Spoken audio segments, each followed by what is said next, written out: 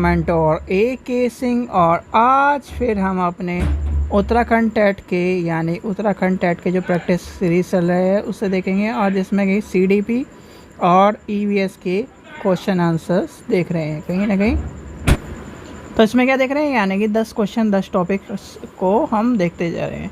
तो समय व्यर्थ न करते हुए चलिए शुरू करते हैं। तो सबसे पहले क्या करना है, वीडियो को लाइक करना है, चैनल को सब्सक्राइब करना है, वीडियो को ज़्यादा से शेयर करना है।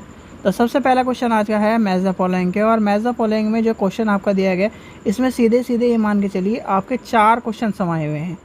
तो 4 क्वेश्चन क्या है, प्रतिभाशाली, अधिगम सशक्त, सृजनात्मकता और अवधान की कमी और अति सक्रियता। तो यानी कि आपसे पूछा गया है इसे मिलान करना है। तो कूट के हिसाब से लेके चले तो आपका कहीं ना कहीं जब प्रतिभाशाली का, यानी कि प्रतिभाशाली क्या हो जाएगा, प्रतिभाशाली का जुड़ जाएगा आपका, यानी कि पहला जुड़ जाएगा आपका शीघ्र से या स्वतंत्र रूप से व्यक्तिक्रम सीखने की योग्यता। दूसरा आपका आ जाएगा यानी कि अधिगम सशक्त, ठीक है। तो वो आ जाएगा धारा प्रवाह के बारे में, यानी कि इसका आज सीधे सीधे ऑप्शन हो जाएगा तीसरा ऑप्शन। क्वेश्चन नंबर 2 देखते हैं। क्वेश्चन नंबर 2 क्या कह रहा है, बच्चे प्रभावी रूप से सीखते हैं जब, और ये क्वेश्चन आपको मैंने करवा चुका है, यानी कि ये कहीं ना कहीं आपका क्वेश्चन हो चुका है। तो इसलिए आपको ये पता होना चाहिए प्रभावी रूप से कब सीखते हैं, जब उन्हें कहीं ना कहीं कक्षा में, यानी कि उनकी कक्षा में विभिन्न गतिविधियों और कार्यों में सक्रिय रूप से उन्हें भाग लेने के लिए तत्पर किया जाए। यानी कि ऑप्शन नंबर पहला हो जाए, विभिन्न गतिविधियों एवं कार्यों में सक्रिय रूप से भाग लेते हैं, ठीक है। चलिए आगे चलते हैं। क्वेश्चन नंबर 3 देखते हैं। क्वेश्चन नंबर 3 क्या कह रहा है आज का, बच्चे को कक्षा में प्रश्न पूछने चाहिए। उससे क्या होता है, यानी कि पूछने के लिए प्रेरित करना चाहिए, जिससे कहीं ना कहीं उससे पता चलता है कि अगर आपका बच्चा आपकी कक्षा में प्रश्न नहीं पूछता है तो ये समझिए कि आपकी कक्षा क्या है, एक तरह से प्रभावी नहीं है।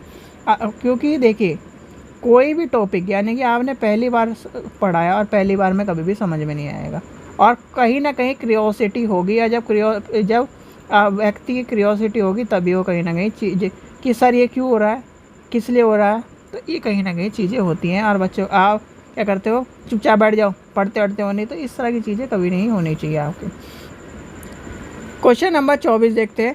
सृजनात्मक दृष्टिकोण के अनुसार अधिगम डैश होता है। तो आपका क्या है, सक्रिय और सामाजिक प्रक्रिया है। क्या है ये, एक सक्रिय सामाजिक प्रक्रिया, यानी कि ऑप्शन नंबर 2 हो जाएगा। क्वेश्चन नंबर 25 देखते हैं।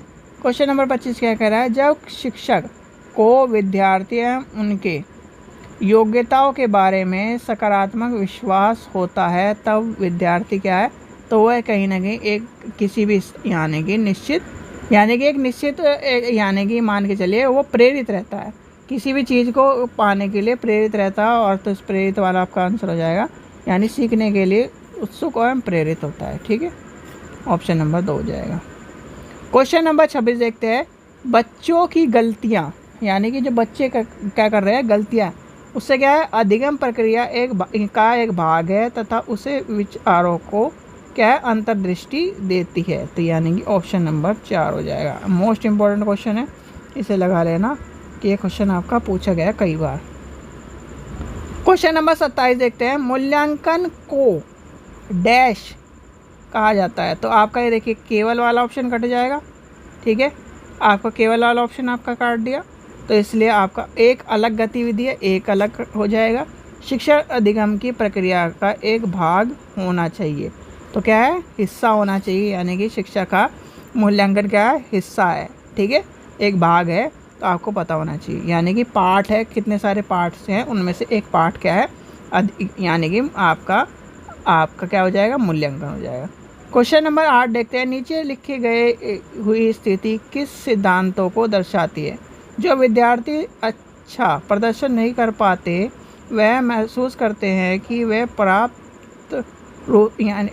पर्याप्त रूप से अच्छे नहीं हैं, ठीक है, और हितोषित महसूस करते हैं तब उसमें बिना प्रयास के कार्य को आसानी से छोड़ देने की संभावना होती है। तो ये कहीं ना कहीं आपकी क्या है, संज्ञान और संवेग परस्पर संबंधित होते हैं। उसमें क्या है, संज्ञान और संवेग परस्पर होते हैं। ऑप्शन नंबर 2 हो जाएगा। क्वेश्चन नंबर 9 देखते हैं। एक शिक्षक बच्चे को प्रभावी रूप से समस्या का समाधान करने का सक्षम बनाने के लिए किस तरह के प्रोत्साहन कर सकते हैं?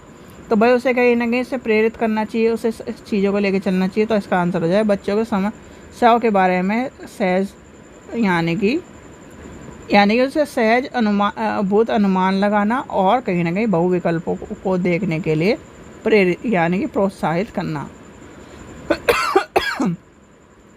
चलिए आगे चलते हैं, लास्ट क्वेश्चन देखते हैं। वह विधियाँ जिसके प्रयोग में विद्यार्थियों को स्वयं पहल में प्रयास शामिल है, निम्न में से किसका उदाहरण है?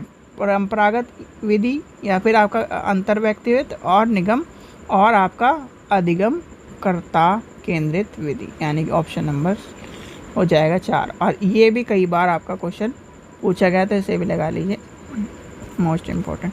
ठीक है बच्चों, तो ये थे आपके आज के 10 क्वेश्चन, 10 टॉपिक और आपके प्रैक्टिस के क्वेश्चन थे। आशा करता हूँ आपको वीडियो पसंद आई। वीडियो पसंद आई तो लाइक करें, चैनल को सब्सक्राइब करें, वीडियो को ज़्यादा से शेयर करें। Thank you.